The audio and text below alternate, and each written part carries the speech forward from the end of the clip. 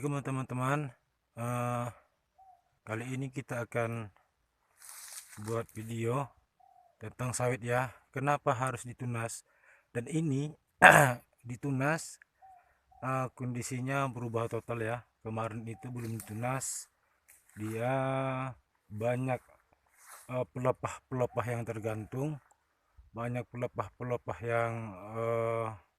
yang mati tidak diambil. Jadi saat ini sudah ditunas separuh, separuhnya lagi belum ditunas.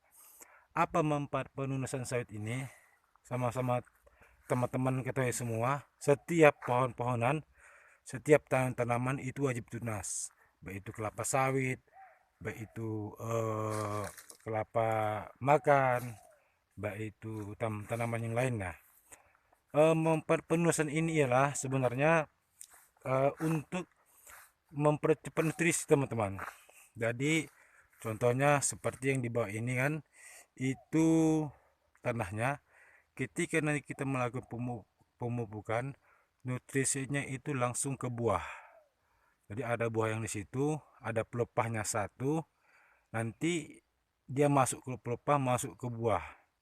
Nah, jadi cepat untuk menghasilkan buah segar, cepat untuk memperbanyak buah segar. Sedangkan kalau yang belum ditunas teman-teman, itu dia akan terbagi ke pelepah yang di bawahnya, nggak terbagi langsung ke buahnya. Jadi penunasan ini wajib ya, itu maksimal 2 tahun, 1 tahun 2 kali, minimal 1 tahun sekali. Ini kemarin karena yang manen, abangnya yang manen belum punya waktu, belum punya sempat waktu, makanya dia baru bisa manen hari ini. Jadi belum bisa ditunas semua. Cuman ya kalau sudah ditunas seperti ini, buahnya akan jadi cantik, buahnya akan jadi lebih besar-besar nantinya. Ini teman-teman, seperti ini yang saya bilang tadi. Jadi nutrisinya langsung ke buah itu, tidak langsung terbagi ke pelepah. Kalau itu kan 1, 2, 3 pelepah. Kalau tidak ditunas dia ke situ larinya. Pupuk tadi kalau dia dipotong ataupun ditunas langsung ke buahnya. Ini teman-teman kondisi kebun kita di Bagan Batu. Perawatannya apa saya buat, pemupukannya saya buat itu dolomit ya teman-teman. Pertama itu dolomit, itu wajib. Awal tahun selalu saya pakai itu dolomit, tidak pernah yang lain. Nah, setelah pakai dolomit, kemudian saya masukkan pupuk Santapos ataupun orang sebut dengan SS ataupun dengan Amapos, pokoknya yang jenis itulah. Karena ketika saya beli itu di lahan pertanian, di toko pertanian, saya tanya kandungannya itu teman-teman, dianya mobnya itu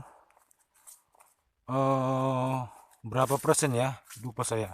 Yang penting dia unsur harinya 2 di situ, mob dengan urea.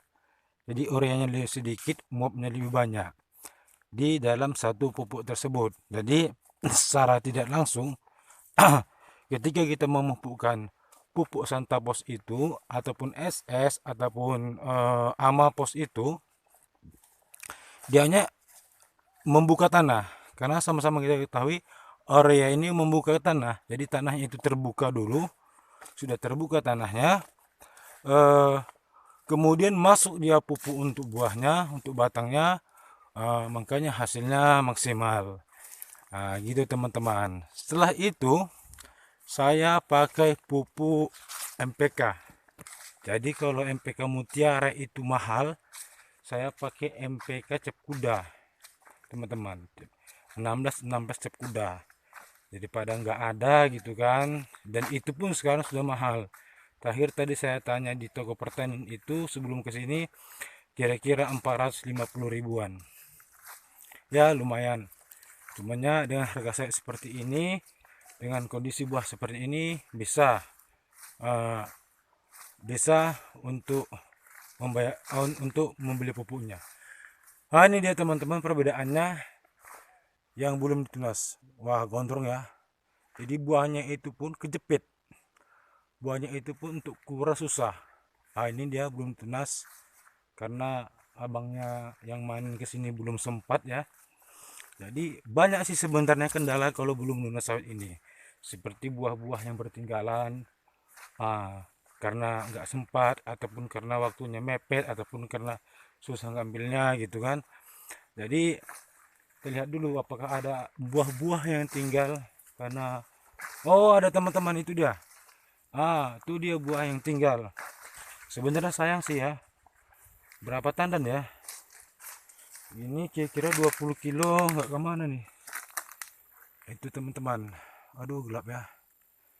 Itu nggak nampak ya. Ini teman-teman, karena kamera saya pun butek. Jadi nggak bisa merekam lebih jelas. Itu teman-teman itu udah masak 1, 2, 3, 4. Jadi kalau nggak diambil itu sayang ya. Minggu depan dia sudah berendol. Sedangkan sama-sama kita ketahui masyarakat petani pada umumnya mengharapkan beratnya buah, bukan mengharapkan minyaknya buah. Karena yang mengharapkan minyaknya buah itu perusahaan itu teman-teman. Dan satu lagi ilmu dari Ibu PKL yang pernah mengajar kami penyuluhan di daerah kami ataupun di kampung kami itu dari Infomas. Ilmu yang diberikan ibu itu salah satunya tentang pemupukan teman-teman. Sebenarnya pemupukan itu beliau bilang nggak perlu pupuk mahal sebenarnya. Kalau nggak sanggup, kalau sanggup ya pupuk mahal yang bagus nggak apa-apa. Kalau yang nggak sanggup, belum sanggup beli pupuk mahal, beli pupuk yang biasa-biasa saja. Yang penting tadi masuk dianya pertama dolomit. Setelah dolomit baru pupuk yang lainnya. Jadi kerutinan teman-teman, kerutinan. Dan dari ilmu yang kami pelajari itu juga, kita ini masyarakat kalau manen dia jangan memaksa buah. Itu nggak boleh. Dia harus sesuai peraturan putaran buah. Jadi kalau nanti teman-teman lihat ada yang mengkal dan ada yang masak, yang mengkal jangan diambil walaupun kita membutuhkan beratnya buah. Contohnya seperti itu teman-teman. Yang sebelah kanan itu misalnya sudah masak, sampingnya masih mengkal. Kalau kita ngambil dua-duanya itu siklus buahnya habis.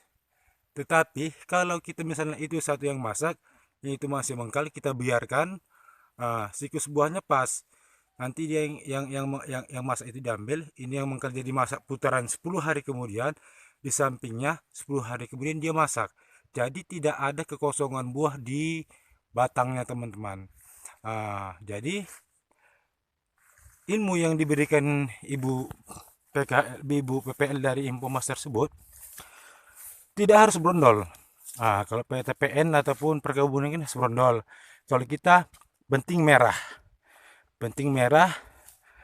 buahnya merah, segar, diambil, tapi tidak juga mengkal. Apa kategori merah itu? Kategori merah itu teman-teman, dia hanya merah kunyit ya, kunyit. Itu dia kalau yang sudah masak atau sudah matang. Tapi kalau dia mengkal itu dianya merahnya kuning jahe teman-teman. Itu belum bisa diambil. Makanya itu harus kita perhatikan siklus perputaran buah. Itu teman-teman. Kemudian masalah penyemprotan penyemprotan yang kami pelajari dari Ibu PPL tersebut ialah jangan sering-sering menggunakan yang berbahan sejenis racun akar-akaran, karena secara nggak langsung teman-teman kita menyemprot di sini pakai racun akar, itu dia langsung mati akar-akar bawahnya, residunya panjang. Tapi kalau racun pembakar, rumputnya mati, akarnya masih sehat. Boleh, boleh. Cumannya kalau dianya itu rumputnya banyak.